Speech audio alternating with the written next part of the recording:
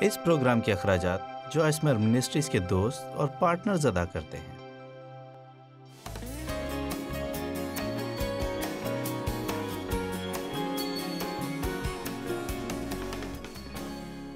زبور 37 کی آیت نمبر 1۔ آج کل دنیا میں بہت کچھ ایسا چل رہا ہے اور جس کی وجہ سے بائبل یہ کہتی ہے تو بد کرداروں کے سبب سے بیزار نہ ہو۔ یہ مجھے اس لیے پسند ہے کہ آیت بتاتی ہے کہ جس دور میں ہم رہ رہے ہیں اس کی وجہ سے ہمیں ہر وقت اداس اور بیزار نہیں رہنا چاہیے۔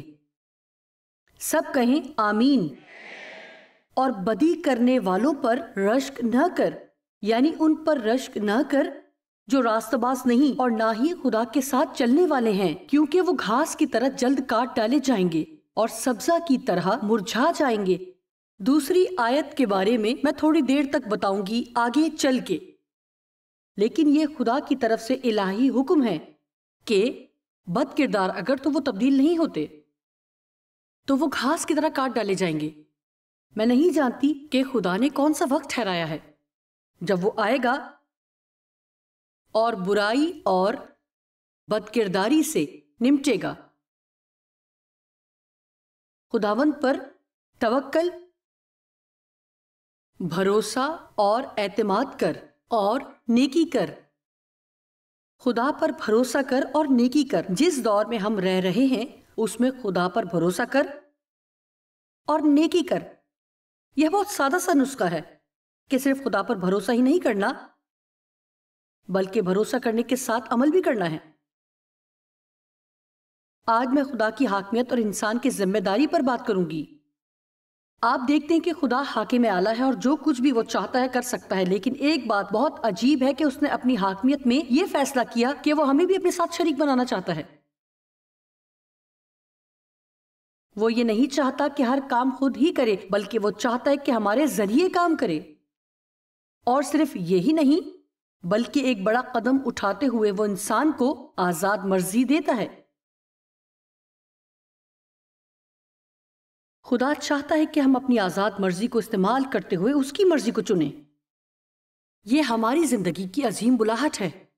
وہ روبوٹ یا کٹ پتلیاں نہیں چاہتا، اس لیے اس نے ہمیں آزاد مرضی دی۔ لہٰذا اگر کوئی دوزخ میں جانا چاہتا ہے تو خدا اس کے حق کا احترام کرے گا۔ میرا مطلب ہے کہ یہ سچ ہے، اور مجھے یقین ہے کہ آپ میں سے کچھ لوگ جانتے ہیں کہ اگر کوئی شخص خدا سے پیار کرنا نہیں چاہتا تو آپ اسے مجبور نہیں کر سکتے کہ وہ خدا سے پیار کریں۔ یہ ایک فیصلہ ہے۔ جو کچھ وہ کرتے ہیں وہ اپنے فیصلے کے انہیں ذمہ دار ہونا پڑے گا، اپنے فیصلے کے انہیں ذمہ دار ہونا پڑے گا۔ اب اس طرح یہ آزاد مرضی ہے۔ ایک طرح سے تو یہ بہت ہی پرجوش بات ہے، لیکن اس میں بڑی ذمہ داری بھی ہے، کیونکہ اگر میں آزاد مرضی رکھتی ہوں اور میں انتخاب کر سکتی ہوں تو پھر میں خدا پر یا کسی اور شخص پر الزام نہیں لگا سکتی۔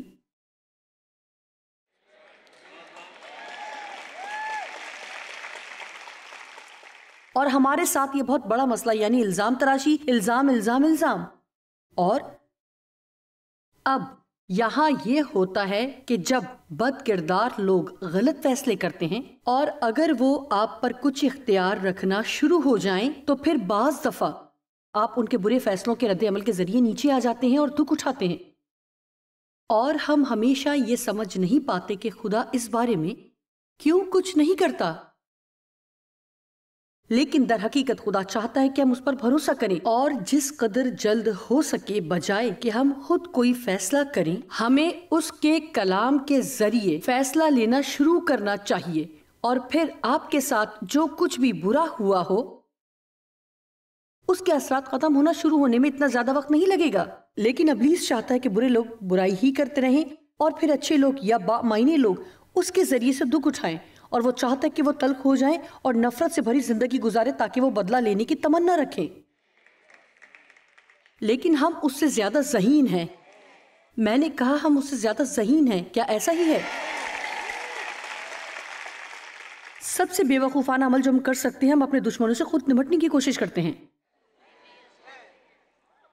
اور 40 سال تک بائبل سکھانے کے بعد اب میں یہ کہہ سکتی ہوں کہ میں نے بہت سا وقت ان لوگوں پر غصہ کرنے میں ضائع کر دیا جنہوں نے مجھے دکھ دیا، اور واقعی یہ وقت کا ضیاع تھا۔ اور اب جو میں کہنے والی ہوں سنیں، جب تک ہم خود اپنا دفاع کرنے اور بدلہ لینے کی کوشش کرتے ہیں یا لوگوں کے پیچھے پڑے رہتے ہیں یا بدلہ لیتے ہیں؟ غور سے سنیں کہ میں کیا کہہ رہی ہوں، تب تک خدا ہماری مدد نہیں کر سکتا۔ کیا یہ بات دوبارہ کہوں؟ جب تک ہم لوگوں سے نفرت کریں گے یا جو کچھ ہمارے ساتھ ہوا اس کی وجہ سے لوگوں کے خلاف ہو جائیں گے، یا اپنی زندگی پر الزام لگائیں یا خدا پر الزام لگائیں، یہاں تک کہ ابلیس پر الزام لگائیں، اس سے کچھ فائدہ نہیں ہوگا، کیونکہ اگر ہم صرف بیٹھے الزام لگاتے رہیں اور کوئی ذمہ داری نہ لیں تو پھر مسئلہ حل نہیں ہوگا۔ لہٰذا آپ اپنی زندگی نفرت، تلخی اور بدلہ لینے میں گزاریں گے، لیکن جب آپ یہ سب کر رہے ہوں گے خدا آپ کی مدد نہیں کر سکتا۔ آپ کہیں گے جی میرا خدا پر بھروسہ ہے، لیکن کیا آپ نیکی کر رہے ہیں؟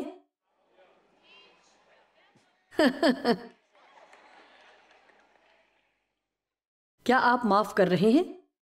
دشمنوں کے لیے دعا کر رہے ہیں؟ کیا آپ اپنی تکلیف میں بھی دوسروں کے لیے باعث برکت بن رہے ہیں؟ جی ہاں، جی میں خدا پر بھروسہ کر رہی ہوں۔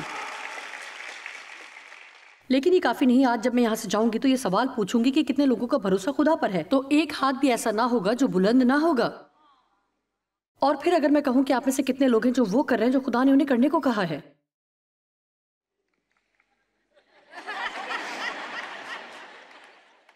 اچھا میں صرف یہ کہوں گی میں نے اپنی بات آپ تک پہنچا دی، مجھے کہنے دیں کہ میں نے اپنی بات آپ تک پہنچا دی۔ چرچ جانا بہت اچھی بات ہے، لیکن یہ ابتدائی مرحلہ ہے۔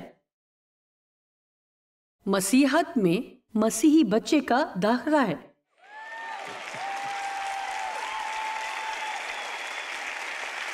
اگر صرف اتنا کرتے ہوئے ہی آپ خود کو مسیحی کہتے ہیں تو یہ افسوس کی بات ہے۔ جی ہاں، ہمیں چرچ جانا چاہیے، لیکن چرچ سے نکلتے ہوئے آگ سے بھرے ہونے کی ضرورت ہے، قدرت سے بھر کر معاشرے میں نکلنا اور اس طرح یسوع کی نمائندگی کرنا ہے جس طرح وہ کہتا ہے کہ اسے ظاہر کیا جائے۔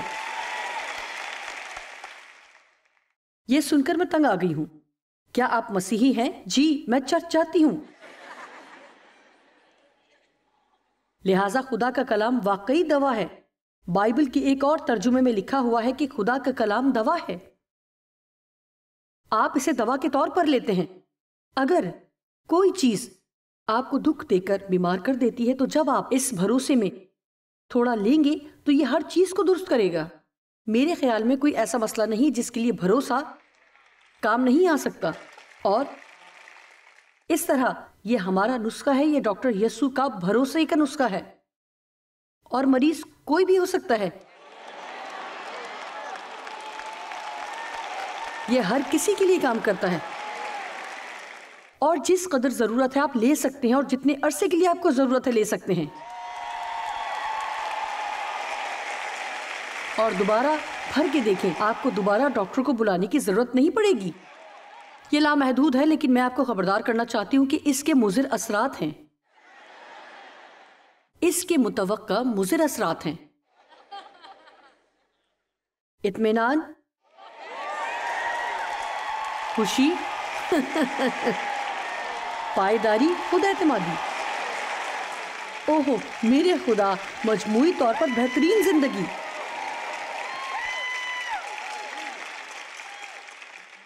لہٰذا اگر آپ تھوڑا پریشان ہیں تو تھوڑا بھروسہ لیں۔ آئندہ جب آپ کو کسی پر غصہ ہو تو بھروسے کی تھوڑی دوا لیں۔ جب نوکری ختم ہو جائے تو بھروسہ لیں۔ اچھا اگر آپ کو نوکری میں ترقی نہیں مل رہی تو بھروسے کے 2 چمچ لیں۔ آمین۔ لیکن یہ سب مکمل ختم کرنے کے لیے بھروسے کی خوراک کے ساتھ ساتھ نیکی کے سیرپ کے کچھ چمچ بھی پینے ہوں گے تاکہ مکمل شفا ہو سکے۔ دیکھیں، خدا پر بھروسہ کریں اور نیکی کریں۔ میں یہ سوچتی ہوں کہ دراصل ہم یہ چھوڑ دیتے ہیں۔ زبور 37 میں یہ بات بہت عجیب اور تبدیلی کا باعث ہو سکتی ہے۔ دنیا میں آج کل جو ہو رہا ہے برائی اور بد کرداری کی وجہ سے بیزار نہ ہوں کہ میں کیا کروں گی، کیا ہو رہا ہے اور کیا ہونے والا ہے اور مستقبل میں کیا ہوگا اور کیا نہیں ہوگا، یہاں تک کہ یہ باتیں کرتے رہیں کہ یسوع کب آئے گا۔ وہ مقررہ وقت پر ہی آئے گا۔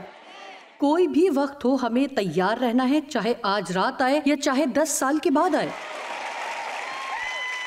میں اکثر یہ بات سوچتی ہوں کہ یسوع کے دوبارہ آنے میں ہماری دلچسپی کی وجہ یہ تو نہیں کہ ہم اس انتظار میں ہیں کہ اس کے آنے سے 1-2 ہفتے پہلے ہی تیار ہوں۔ میں تیار ہی رہتی ہوں۔ یسوع، میں تیار ہوں، مجھے لینے آ۔ آمین۔ لہٰذا ہم خدا پر بھروسہ کرنا چاہتے ہیں اور نیکی کرنا چاہتے ہیں۔ اسی طرح مریض کوئی بھی ہو، ڈاکٹر یسوع ہی ہے۔ جب تک آپ کو ضرورت ہے آپ یہ دوا لیں اور نہ ختم ہونے والی مضر اثرات میں بھرپور خوشی اور آسمان پر اجر شامل ہیں۔ یہ بالکل درست ہے۔ زبور 37 بتاتا ہے کہ جب خدا تیار ہے تو وہ بد کردار سے نمٹے گا، اور اس دوران ہمارا کام یہ نہیں ہے کہ ہم کہیں خدا اچھا ہے ان کو پکڑ۔ ہمارا کام یہ ہے کہ جو بھٹکے ہوئے ہیں ان کے لیے دعا کریں، اور جو اندھیرے میں ہیں ہمدردی اور رحم اور ناقابل یقین دھوکے میں رہ رہے ہیں، ہمارے اندر ان کے لیے ترس، ہمدردی اور محبت ہونی چاہیے۔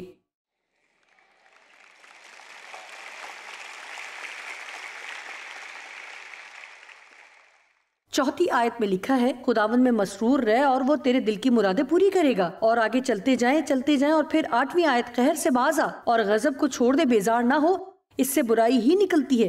اور پھر مزید آگے چلے جائیں اور 11ویں آیت کہتی ہے، لیکن حلیم ملک کے وارث ہوں گے۔ لہٰذا یہاں ہم کافی چیزیں دیکھتے ہیں جن پر ہم توجہ دینا چاہتے ہیں، جو کہہ سکتے ہیں کہ خدا کی حاکمیت کے لیے مناسب ہے۔ اور سب سے پہلے ہم یہ دیکھتے ہیں کہ بد کردار لوگ بدی کر رہے ہیں، تو خدا ان لوگوں کو روکتا کیوں نہیں؟ کیا آپ نے کبھی کسی ایسے شخص کے لیے دعا کی جو آپ کے ساتھ برا سلوک کر رہا ہو کہ خدا اسے روکے، اور خدا اسے نہیں روکتا؟ اور آپ یہ بات سمجھ نہیں پاتے، بالکل سمجھ نہیں پاتے۔ اچھا، میں ان میں سے گزری ہوں جب میرا باپ مجھ سے زیادتی کرتا، میں نے دعا کی، بہت دعا کی، لیکن خدا نے مجھے اس میں سے نہیں نکالا، میں سمجھ نہ پائی۔ جب میں پیچھے دیکھتی ہوں تو مجھے معلوم ہوا اس نے مجھے کیوں اس میں سے نہیں نکالا، بلکہ اس میں سے گزارا۔ آپ جانتے ہیں کہ دانییل کو شیروں کی ماند میں جانا پڑا، لیکن خدا نے شیروں کے منہ بند کر دیے۔ صدرک، میثک اور عبدنجو آگ کی بھٹی میں گئے، اور نہ صرف وہ گئے بلکہ اس دوران وہ درست کام کر رہے تھے، اور بھٹی کی آگ 7 گنا زیادہ کر دی گئی، جتنی کہ عام طور پر ہوتی تھی اس سے بہت زیادہ بڑھا دی گئی۔ جب آپ حقیقتاً درست کام کر رہے ہوں اور آپ کے حالات مزید خراب ہو جائیں تو یہ واقعی سنگین حالت ہوتی ہے۔ کیا کسی کے ساتھ ایسا ہوا ہے اور کسی نے ایسا کیا؟ لیکن اب میں ماضی کو دیکھتی ہوں اور میں نے جان لیا کہ خدا نے مجھے اس میں سے نہ نکالا بلکہ اس میں سے گزرنے دیا، اور مجھ میں کچھ تبدیلیاں کی اور میرے اندر کچھ کام کیا۔ اس نے میری جان کو بھٹی میں تپایا، اس نے مجھے طاقت اور مستقل مزاجی بخشی، اور میں نہیں جانتی یہ سب میرے اندر کہاں سے آیا۔ لہٰذا اگر خدا مجھے اس میں سے باہر نہیں نکال رہا تو پھر میں بھروسہ کر سکتی ہوں کہ مجھے اس میں سے گزارے گا، اور میں ایمان رکھتی ہوں کہ خدا کچھ ایسا جانتا ہے جو میں نہیں جانتی، اور وہ کچھ ایسا کرنے کو ہے جو اس سے کہیں بڑھ کر ہوگا، جیسا کہ میں ایمان رکھتی ہوں۔ آپ کا کیا خیال ہے کہ ایک بچی ہوتے ہوئے جب میں ان حالات سے گزر رہی تھی تو کیا میں نے سوچا ہوگا کہ میں آج اس جگہ کھڑی ہوں گی اور پوری دنیا میں لوگوں کو بتاؤں کہ میرے ساتھ کیا ہوا اور کیسے وہ اس طرح کے حالات پر غالب آ سکتے ہیں؟ لیکن اگر میں اس سب میں سے نہ گزری ہوتی تو میں کسی کو بھی نہیں بتا سکتی۔ میرا مطلب ہے میں بتا تو سکتی تھی، لیکن جیسا کہ آپ جانتے ہیں کہ آپ کے ارد گرد بہت سی تعلیمات چل رہی ہیں، آپ جانتے ہیں، اور ہر بات جو آپ کہتے ہیں وہ ہر کوئی پسند نہیں کرتا، لیکن میرے خیال میں بعض دفعہ خدا ہمیں ایسے حالات میں حقیقتاً نامعقول حد تک غیر منصفانہ حالات میں سے گزرنے دے گا، کیونکہ وہ جسے ان میں سے گزارتا ہے اسے ان میں سے گزر کر فتح مند ہو کر نکلنے کی ضرورت ہے. اور ایسا نہیں کہ جن لوگوں کی آپ مدد نہیں کرنا چاہتے صرف ان کی مدد کرنے کے لیے آپ کو اس میں سے گزارے، بلکہ میں بتاتی ہوں کہ جب کوئی شخص اتنے مشکل حالات میں سے گزرتا ہے تو وہ کامل طور پر دانشمند، شفایاب، مطمئن، بہتر اور خوشی سے بھرے نکلتے ہیں. تو لوگ کہتے ہیں ہو سکتا ہے کہ میرے لیے بھی کوئی امید موجود ہے. لہٰذا میں نے پہلے یہ نہیں کہا تھا، لیکن کیلیفورنیا میں جب میں اس موضوع کے پہلے حصے پر تعلیم دے رہی تھی تو اس وقت یہ میرے منہ سے نکل گیا، اور یہ دوبارہ کہوں گی. کیا میں نے خدا سے دعا نہیں کی کہ مجھے آزاد کرے؟ کیا یہ بہتر نہ ہوتا کہ خدا مجھے آزاد کرتا، یا یہ بہتر تھا کہ وہ مجھے آزاد کرنے والا بنا دیتا؟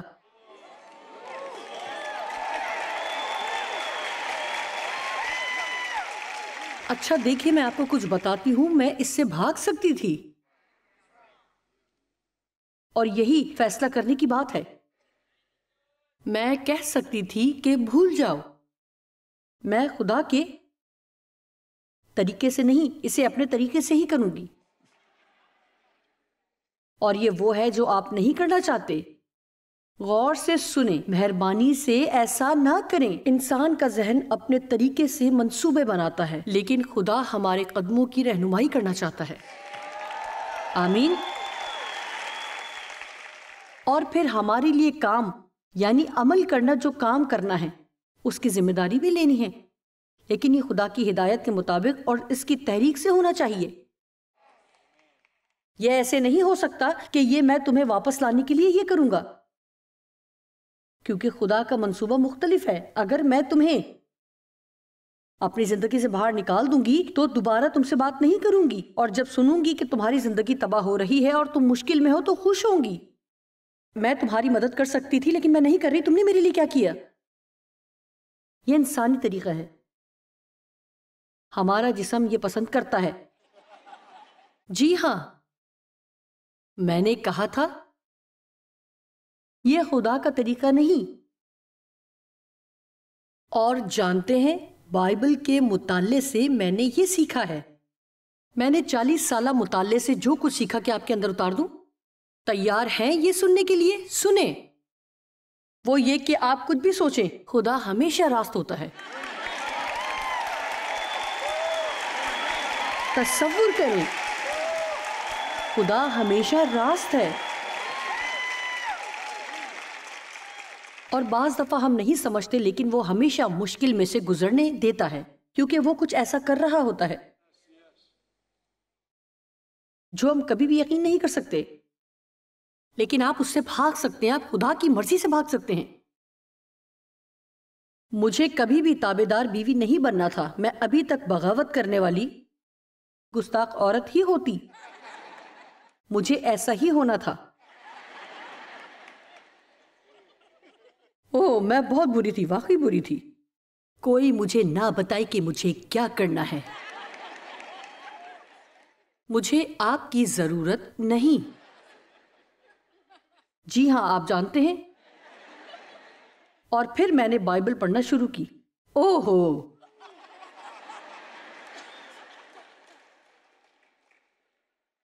اپنے شوہروں کی ایسے تابع رہو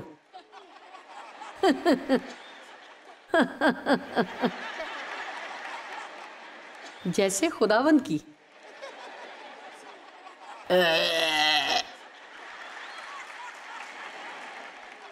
خدایا نہیں، یہ نہیں ہو سکتا.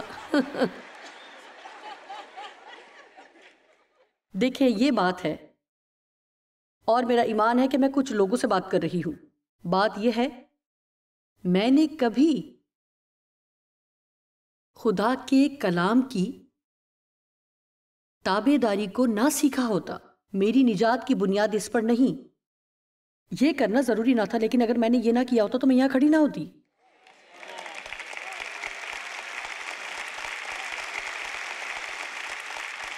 لہذا آپ زندگی سے کیا چاہتے ہیں؟ میرے خیال میں آج ہمارے سامنے یہ سوال ہے کہ آپ زندگی سے کیا چاہتے ہیں؟ آپ نے خدا سے بہت کچھ مانگا ہے، کیا آپ وہ چاہتے ہیں کہ نہیں؟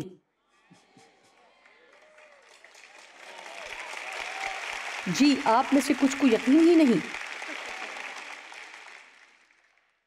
خدا پر بھروسہ کر اور نیکی کر. میرے مطابق نیکی دو طرح کی ہو سکتی ہے، دونوں ہی اچھی ہیں. نمبر 1، آپ کے ایمان کے مطابق جو کچھ بھی خدا آپ سے کرنے کو کہتا ہے اپنی بہترین صلاحیت کو استعمال کرتے ہوئے وہ کریں. چاہے وہ کام آپ کلام میں سے پڑھتے ہیں یا جو خدا آپ کے دل میں ڈالتا ہے کہ کریں، چاہے وہ لوگوس یعنی لکھا ہوا کلام یا ریما کلام یعنی وہ کلام جو خدا آپ کے دل میں ڈالتا ہے. ہم کامل نہیں ہیں ہم ضدی اور سست ہیں. اپنی پوری صلاحیت کے ساتھ کام کرنے اور خدا کے کہے گئے کام کو پورا کرنے والا شخص بننے میں ایک لمحہ لگتا ہے. بس پرعزم ہو اور ہمیشہ یہ بات ذہن میں رکھیں کہ خدا جس کام کو کرنے کی آپ کو صلاحیت نہ دے، آپ سے کبھی بھی وہ کرنے کو نہیں کہے گا. جب خدا رہنمائی کرتا ہے تو مہیا بھی کرتا ہے. اس کا فضل ہمیشہ ہی کافی ہوتا ہے. نیکی کرنے کا مطلب اپنی پوری کوشش سے بھلائی کرنا، اور جس چیز پر میرا ایمان ہے کہ خدا کو خوش کرے گی، ہر روز صبح اٹھ کر وہ کرنا. ہمیں خدا کو خوش کرنے کے لیے زندہ رہنا ہے. نمبر 2، نیکی کرنے کا مطلب ہے کہ جتنا ہو سکے یا پوری کوشش سے جہاں تک ممکن ہو ہر کسی کے ساتھ نیکی کرے، اور جس حد تک ممکن ہو سکے نیکی کرتے رہیں، کیونکہ لوگوں کے ساتھ اچھا ہونے میں طاقت پائی جاتی ہے. رومیو 12:21 کہتی ہے، نیکی سے بدی پر غالب آتے ہیں. اور میرا ذاتی خیال ہے کہ یہ خدا کی بادشاہت کے بھیدوں میں سے ایک بھید ہے. آپ کے ساتھ کوئی برائی ہوتی ہے تو اس پر غالب آنے کا ایک طریقہ ہے کہ جائیں اور کسی اور کے ساتھ بھلائی یا نیکی کریں. اگر آپ کسی ایسے شخص کے ساتھ نیکی کریں جس نے آپ کے ساتھ برا سلوک کیا ہو تو واقعی یہ طاقت سے بھرپور ہو جاتا ہے. اب ایک اور اگلا درجہ ہے.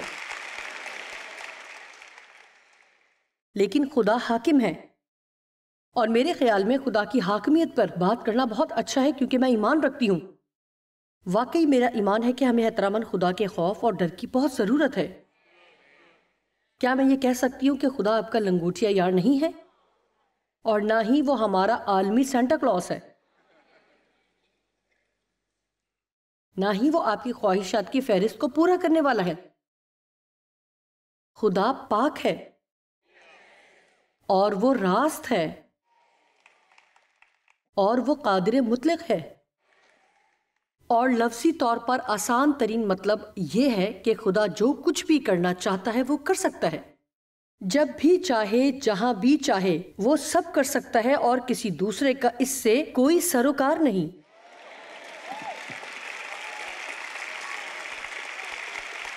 سیدھے اور واضح طور پر یہ کہ لیکن خدا الہی مرضی رکھتا ہے، اور ہمیں یہ سمجھنے کی ضرورت ہے کہ کوئی چیز بھی خدا کی الہی مرضی میں رکاوٹ نہیں بن سکتی یا اسے روک نہیں سکتی. اگر خدا نے یہ واضح فرمان جاری کیا ہے جیسا کہ اس نے کہا، بد کردار کاٹ ڈالے جائیں گے، آپ اسے لکھ سکتے ہیں کہ بد کردار لوگ وہ لوگ جو دوسروں کے ساتھ بدسلوکی کرتے رہتے ہیں، وہ ایسا ہی کرتے نہ رہیں گے روز حساب آئے گا. اور لکھا ہے بالآخر یہ کہ حلیم ملک کے وارث ہوں گے. یہ خدا کی طرف سے الہی فرمان ہے کہ اگر آپ ثابت قدم اور خدا کے ساتھ جڑے رہیں تو سب آپ کا ہے. ہاللویا. تو آخر کار سب آپ کا ہی ہے، ہم یہ سب حاصل کرتے ہیں. آمین. لیکن ہمیں اس درمیانی وقت میں سے گزرنا ہے اور پچھلے کچھ سالوں سے میں اس درمیانی وقت میں سے گزرنے کے بارے میں منادی کر رہی ہوں، کیونکہ یہ اہم حصہ ہے، اور یہ وہ جگہ ہے جہاں آپ ثابت قدم رہتے اور خود کو یہ یاد دلاتے ہیں. لیکن خدا کا ایک منصوبہ ہے، خدا کا ایک خاص منصوبہ ہے. اور میں آپ کو بتاتی ہوں کہ جب خدا آپ کے لیے منصوبہ رکھتا ہے تو ہو سکتا ہے کہ راستے میں بد کردار لوگ بھی آئیں، لیکن آپ کے سوا کوئی بھی خدا کے منصوبے کو روک نہیں سکتا. لیکن آپ اپنے لیے خدا کے منصوبے کو روک سکتے ہیں. اگر آپ چاہیں تو آپ روک سکتے ہیں۔ کیا آپ نے سنا؟ آپ کے سوا کوئی اور خدا کے منصوبے کو روک نہیں سکتا۔